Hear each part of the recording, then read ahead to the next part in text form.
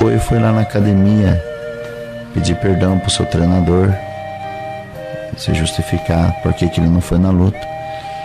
Eles estavam todos magoados com ele, todo triste. E daí ele chegou lá e começou a chorar. Falou: o senhor não sabe da obra que Deus fez comigo, por isso que o senhor não entende. E então aquele homem irado falou: suma da minha frente, porque você fez nós gastar muito com você, investimos muito em você, perdi meu tempo com você te treinando, e agora você vem aqui chorando, virou mulherzinha para chorar. Daí ele falou: tá bom, então eu vou embora. É isso mesmo, suma daqui antes que eu junte todos esses rapazes aqui e nós lhe damos uma surra para você aprender. Você fez não é passar vergonha. A outra academia ficou esperando lá e você não apareceu. Ligou para cá zombando de nós, que nós afinou para eles, ficamos com medo deles. Aí ele baixou a cabeça e disse assim: um dia, ele falou pro treinador, você vai entender por que eu tô chorando. Abriu a porta daquela academia e foi embora. E ali, aquele moço foi levantado para auxiliar de jovem. Mas ele entrou numa prova espiritual muito grande. E os irmãos sabem que a prova espiritual, para quem já passou, é uma situação muito difícil. A gente já não sente a presença de Deus mais. O inimigo começa a falar que Deus não vai cumprir a palavra. Se tem alguém olhando de longe, o inimigo já fala que aquela pessoa está falando mal da gente. E é um tipo de uma depressão. E ali aquele moço que era para ser famoso, lutador de boxe, foi trabalhar de ajudante de construção civil. Em Sorocaba, entre Sorocaba e a cidade de Itu, tem um hospital da lepra, chamado Hospital Piratingui. E ele trabalhando ali, e o encarregado daquela obra não gostava de crente. Quando sabia que a pessoa era crente, mandava embora. Ele não gostava de crente. E ele, na inocência, foi brincar com o encarregado. Falou: o senhor não gosta de crente? Não. Mas desse crente aqui o senhor vai gostar. Ah, é? Eu vou gostar? Tá vendo aquela caçamba lá? E aquele entulho? Tô vendo. Pegue um carrinho de mão e uma pá, uma enxada, e enche aquele carrinho até 4 horas. Já era de hora já tinha passado o horário do almoço. E ele não ia encher a caçamba sozinho até 4 horas aqui na sexta-feira. Trabalha até as 4 na construção civil. E ele muito triste, naquela prova, não sentia a presença de Deus. O inimigo falava na cabeça dele que o cooperador jovem não tinha comunhão com ele, não gostava dele, e todas essas coisas sucedeu. E o certo é que ele foi pegar o carrinho enxada. Quando ele chegou naquele monte de entulho, ele abaixou perto do carrinho, começou a chorar.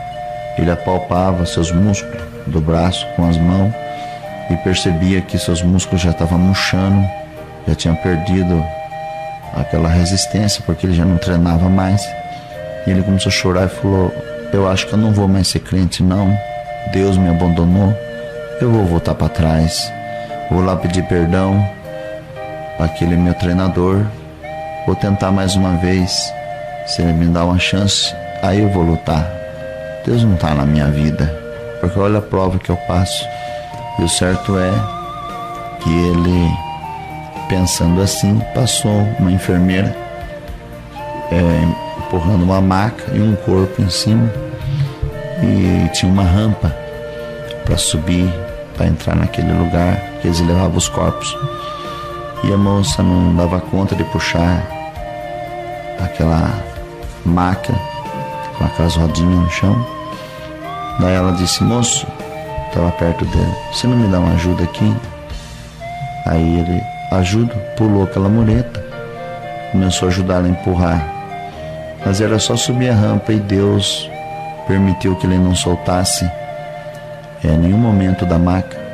Quando ele foi entrando naquelas portas, ele viu escrito em cima: sucata.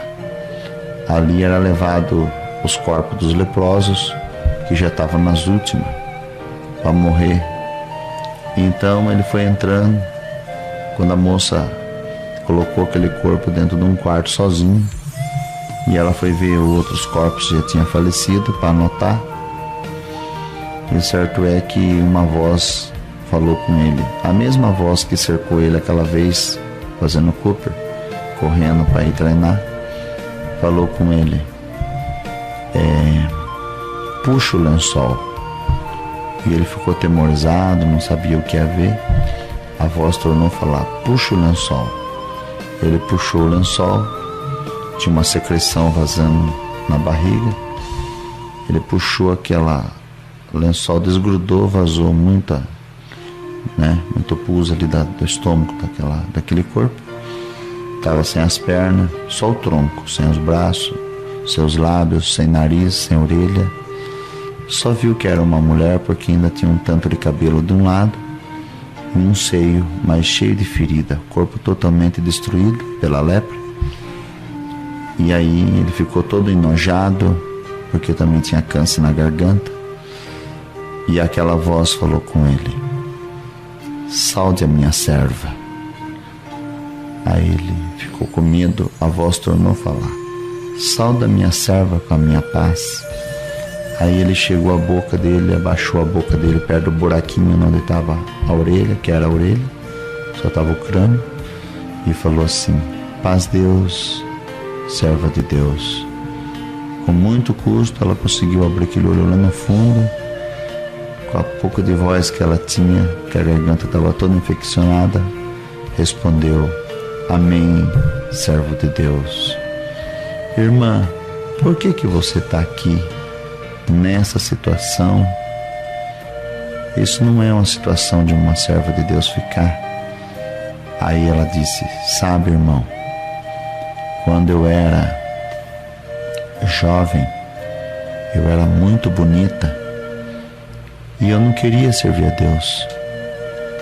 Já era batizada, voltei para o mundo, fui gozar das coisas dessa vida e lá no mundo eu fiz tudo o que eu quis, tive todos os homens que eu quis, eu ia nos bailes, bebia, fumava, ia na praia. Aí um dia eu fiquei velha e o mundo não me quis mais, os homens não me quiseram mais, perdi minha beleza, uma tristeza de alma me tomou e eu então lembrei da congregação e voltei lá para perguntar para Deus se ainda me restava alguma chance de misericórdia. E sentei lá no último banco, não pus nem o véu na cabeça. E Deus tomou a boca do servo de Deus, não me conhecia, e falou assim, irmã, há muitos anos atrás, quando você era jovem, que eu precisava de você na minha obra, que eu precisava de você para tocar um órgão para mim na terra, para me louvar, para cantar. Eu precisava das suas pernas para você fazer missão e fazer visita. Eu precisava do seu nariz para sentir o bom cheiro de Cristo. Precisava das suas orelhas, dos seus ouvidos para ouvir minha palavra. E você me abandonou. Você me trocou pelas coisas do mundo. Mas eu sabia que você um dia ia vir aqui. Eu sabia que um dia você ia voltar. E para você saber que eu te amo, a sua coroa está na minha mão. Não dei ela para ninguém, porque eu sabia que você ia voltar. E para você saber que eu sou um Deus de misericórdia e que eu ainda te amo, eu te digo, a tua coroa está na minha mão, mas só vou te dar ela para você com uma condição.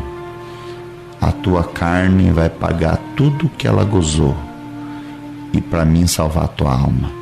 Saia daqui hoje com a lepra e com o câncer, porque a tua carne tem que pagar pelo que ela fez contra a sua alma. Em vez de um ai ou de uma murmuração, você dá um glória. E se você der um glória, a coroa está aqui na minha mão. Então é por isso, irmão, que eu estou aqui. Eu estou aqui por causa da coroa da vida eterna. Aí então ela disse, irmão, eu estou cansada. Eu quero descansar agora. Eu cobri a serva de Deus de volta E voltei a carregar entulho. E quando estava carregando entulho, um carrinho, 2 carrinhos, aquela enfermeira passou e falou: moço, sabe aquela mulher que você estava conversando com ela? Sei, acabou de falecer. Deus falou com ele. Eu só deixei ela viva até hoje para te dar esse recado. Não volte para o mundo. Não tente me deixar, porque ela tinha perna e hoje não tem mais. Tinha mãos e braços para abraçar as bençãos e não tem mais. Tinha boca para dar glória, não quis dar glória. Tirei a boca dela, não tem boca mais. Ela tinha nariz para sentir o bom cheiro, não tem mais. Tem ouvido para ouvir minha palavra, não quis ouvir, tirei dela. Não force eu fazer com você o mesmo que eu fiz com ela, porque as suas carnes para mim não têm valor, a não ser as vossas almas. Então, aquele moço foi liberto daquela prova espiritual, deixou aqueles desejos carnais para trás, aquela prova espiritual deixou ele e está firme servindo a Deus na terra. Deus dá de contar essa obra, é uma obra muito pesada, difícil, mas quem ouvir ela saiba que a carne nossa para Deus não tem valor nenhum, mas a alma, ela almeja um dia ver a face de Deus. E um dia, depois de um tempo que esse irmão já servia a Deus, ele estava congregado na sua comum e alguém puxou o paletó dele pelas costas. Ele olhou para trás e ele olhou aquele homem de terno sorrindo e chorando, e ele não conheceu. E ele falou: você não está me conhecendo? Ele falou: não, meu irmão, não te conheço. Eu sou o seu ex-treinador.